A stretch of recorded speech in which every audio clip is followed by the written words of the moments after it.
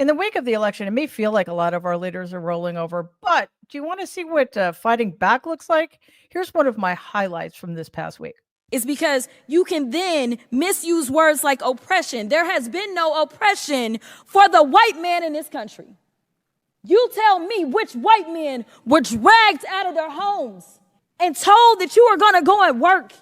We are going to steal your wives. We are going to rape your wives. That didn't happen. That is oppression. We didn't ask to be here. We didn't run away from home. We were stolen. So yeah, we are going to sit here and be offended when you want to sit here and act like, and don't let it escape you that it is white men on this side of the aisle telling us, people of color on this side of the aisle, that y'all are the ones being oppressed, that y'all are the ones that are being harmed. That's Representative Jasmine Crockett of Texas speaking truth to power in a way few people can. Now, obviously, it's disgraceful that she even has to be making those arguments in Congress, but here we are. And thankfully, we do have people like her because she is showing us the way. She is showing us that Democrats no longer need to be tied to rules that no longer to apply. There is no falling into line, the old guard, because the old guard is gone and Republicans have destroyed it. That is not the reality anymore. We play by our own rules. So while it's easy to get caught up in Donald's rage baiting and the chaos that he just is constantly churning up, we cannot allow ourselves to feel defeated and isolated.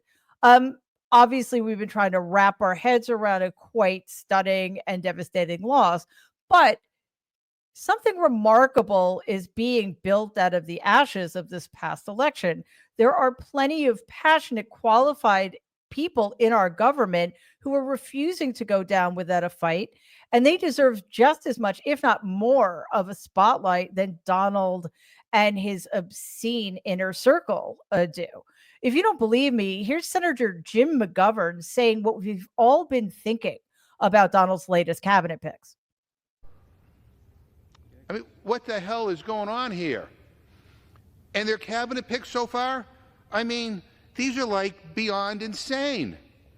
Someone who is credibly accused of having sex with an underage girl. Someone who sucks up to foreign dictators and has attracted major concern that they can't be trusted to protect America's secrets from our adversaries. Someone who paid hush money to cover up a sexual assault accusation, to lead our military. He's picked because Donald Trump likes him on Fox News. Someone who says that tap water turns kids gay. I mean, this is the dream team? This is the dream team? Really? I mean, seriously, it would be funny if it weren't so sad. Every single thing Representative McGovern said about Donald's picks is true, and I think it would be great if some Republicans echoed his words. Before we continue to this week's highlights, however, I want to take a quick second to ask you, please like this video and also subscribe to the channel. It's free. Okay, let's get back to it. The gloves seem to be coming off everywhere.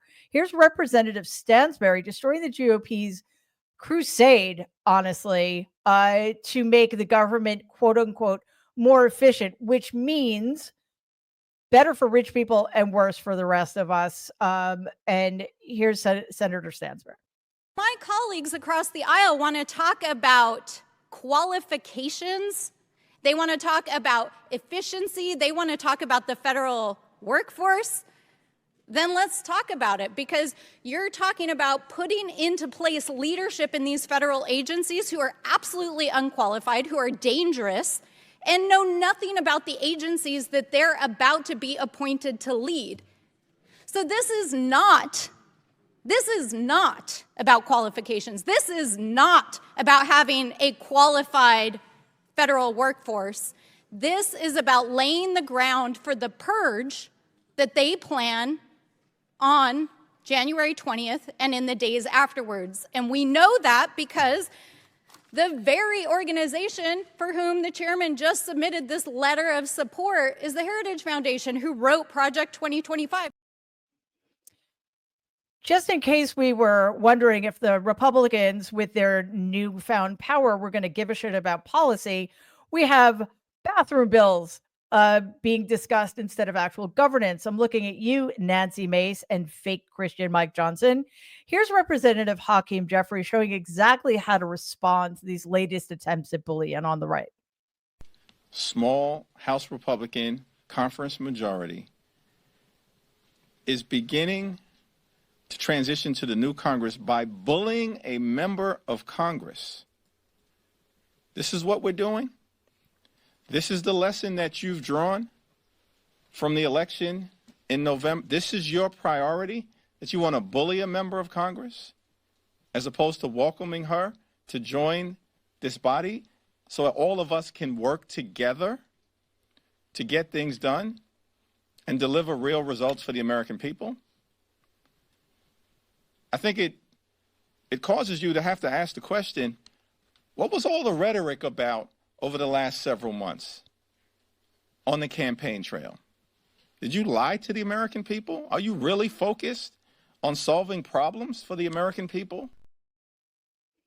I know it was a rhetorical question, but yes, they lied to the American people. Finally, here is Alexandria Ocasio-Cortez's awesome takedown of Marjorie Greene in response to Greene's appointment to subcommittee chair for the Department of Governmental Efficiency. AOC had to say this. This is good, actually. She barely shows up and doesn't do the reading. To borrow a phrase I saw elsewhere, it's like giving someone an unplugged controller. I mean, 10-10 performance of calling out the absolute bullshit that is comprising the GOP. Finally, here's something that really gives me hope. While some are speaking out and this kind of rhetoric is very, very important, others are taking action. Blue state governors have formed a coalition called Governors Safeguarding Democracy, led by Governors Pritzker of Illinois and Jared Polis of Colorado. Their mission is not just resistance, it's protection. Protection of our rights, our justice system, and our public safety agencies. You can actually donate to this cause via the link in the show description. They're doing extremely important work and they need our help. So look at what's happening. Democrats are finding their voice. A small percentage, but some Republicans are finding their conscience, and blue state governors are finding and exercising their very, very real power. So when I watch these clips, you know what I see? I don't just see leaders speaking out. I see proof that we're not alone in this fight, that for every hateful policy, there are people, powerful, passionate people standing up and saying no and reminding us that they have our backs and that we're in this together, and together is how we are all going to get through this.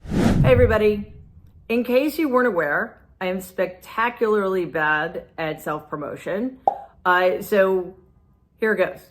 Please subscribe to our channel and like and share our videos. Your support means so much to all of us. Thank you.